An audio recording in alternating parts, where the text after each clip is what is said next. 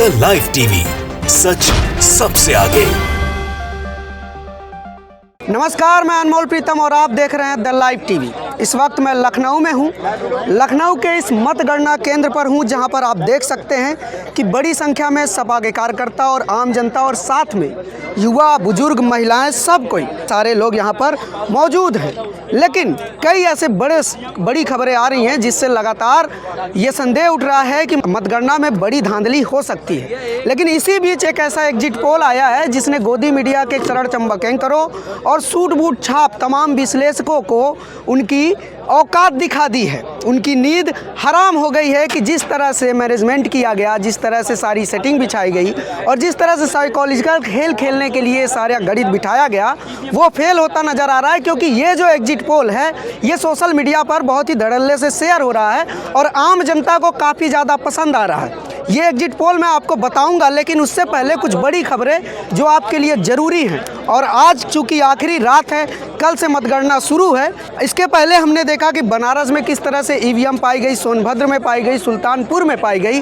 अब नई खबरें आ रही हैं कि बरेली में कूड़े की गाड़ी में बैलेट पेपर बरामद हुए हैं। बैलेट पेपर बरामद हुए और मौके पर डीएम और एसपी भी पहुंच चुके हैं। इसकी वीडियो आप लोग देख सकते हैं।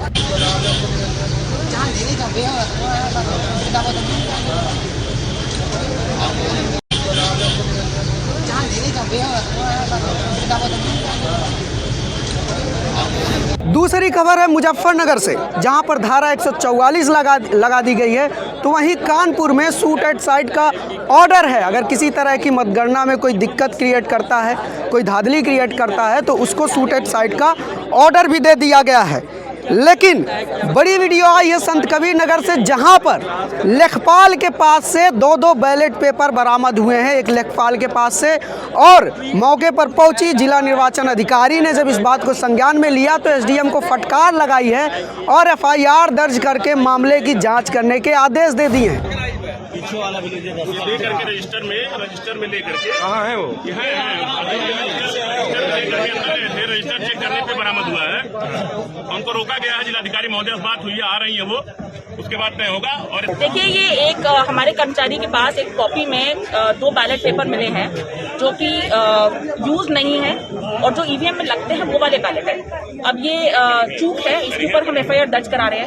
अभी किन परिस्थितियों में हुआ, क्या किसी की संलिप्तता है, क्या है, वो हमारी जांच में सामने आ रहा है। तीसरी बड़ी खबर है वाराणसी से।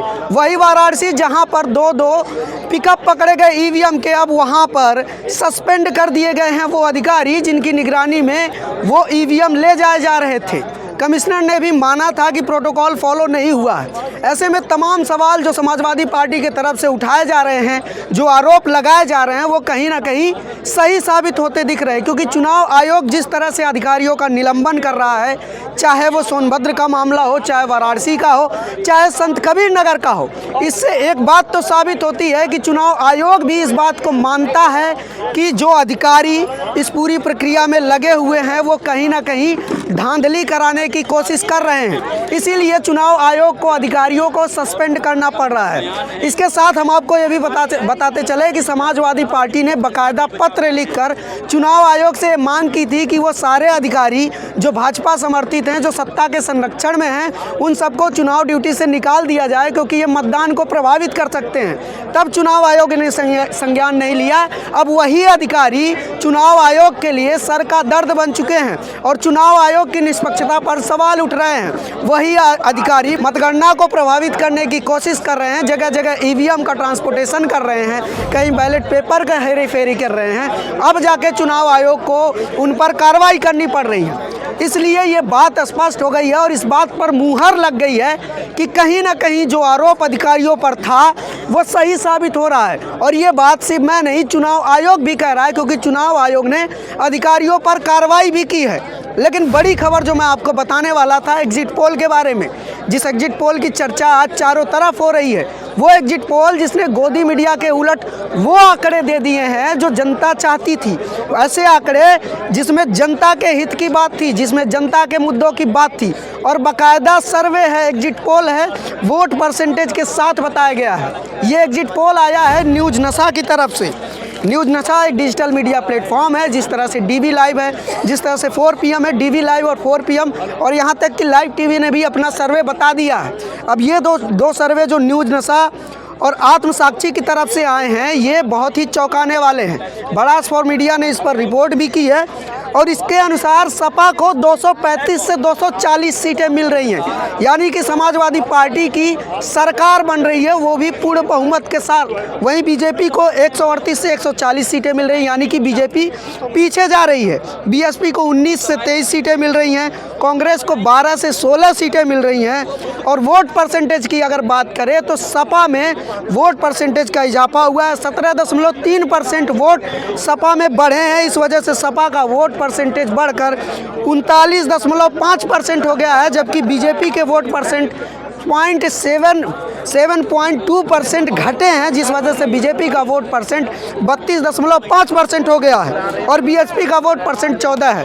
तो ये सारा गणित है और ये सारा खेल है। जिस तरह से गोदी मीडिया आपको एग्जिट पोल दिखा रही थी और सोशल मीडिया जो हमेशा जनता की बात दिखाती है, जनता के बीच रहती है, गोदी मीडिया जो स्टूडियो में बैठी रहती है, मुर्गे लड़ाती रहती है, बड़े बड़े कुछ फर्जी टाइप के विश्लेषण ला के खड़े करके पूरे जनता का मूड बताती है, उसका जो आकलन है और जिसने ज़मीन पर दौरा किया है, जिन पत्रकारों ने ज़मीन पर सर्वे किया है, जिन पत्रकारों ने जनता से सबसे ज़्यादा बात की है, उनके सर्वे में और उनके एग्जिट पोल में ज़मीन आसमान का अंतर है। डिजिटल मीडिया के प्लेटफॉर्म बता रहे हैं कि सपा की सरकार बन रही है, वहीं गोदी मीडिया बता रही है कि भाजपा की सरकार बन रही है। लेकिन असलियत की पोल खुल जाएगी बस चंद घंटों में। इसके साथ एक बड़ी न्यूज़, बड़ी घटना कोई खबर नहीं है बल्कि एक बेशर्मी है। वो बेशर्मी है गोदी मीडिया की।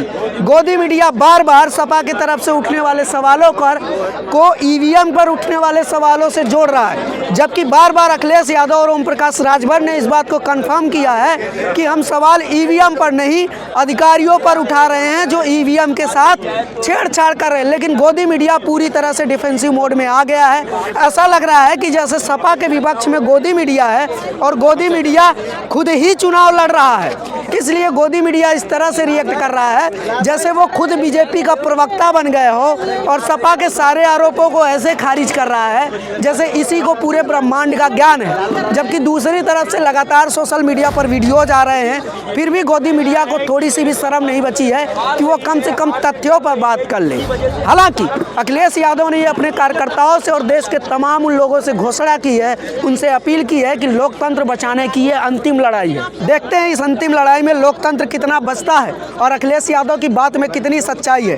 फिलहाल अखिलेश यादव के बातों का इतना असर हुआ है कि कम से कम केंद्रों पर लोग सजग हो गए हैं और कई जगह पर ऐसे मामले सामने आए हैं वीडियोज में जहां पर एसडीएम की गाड़ी भी सपा कार्यकर्ताओं द्वारा चेक की जा रही है, क्योंकि 2-3 वीडियो ऐसे आ चुके हैं जहां एसडीएम धांधली में लिप्त पाए गए हैं और चुनाव आयोग ने एसडीएम को सस्पेंड भी किया। इसलिए हम भी यहाँ जमे हुए हैं, केंद्र से लगातार अपडेट दे रहे हैं, क्योंकि इस बार अब जो चुनाव होना था हो चुका है, अब असली खेल केंद्रों पर होगा। इसलिए केंद्र पर हम भी जमे हुए हैं और लगातार आपको तमाम लाइव अपडेट देते रहेंगे। इसके पहले हमने बताया कि केंद्र पर किस तरह की चुस्ती है, किस तरह की सतर्कता है, और रात में हम बताएंगे कि रात में क्या माहौल है।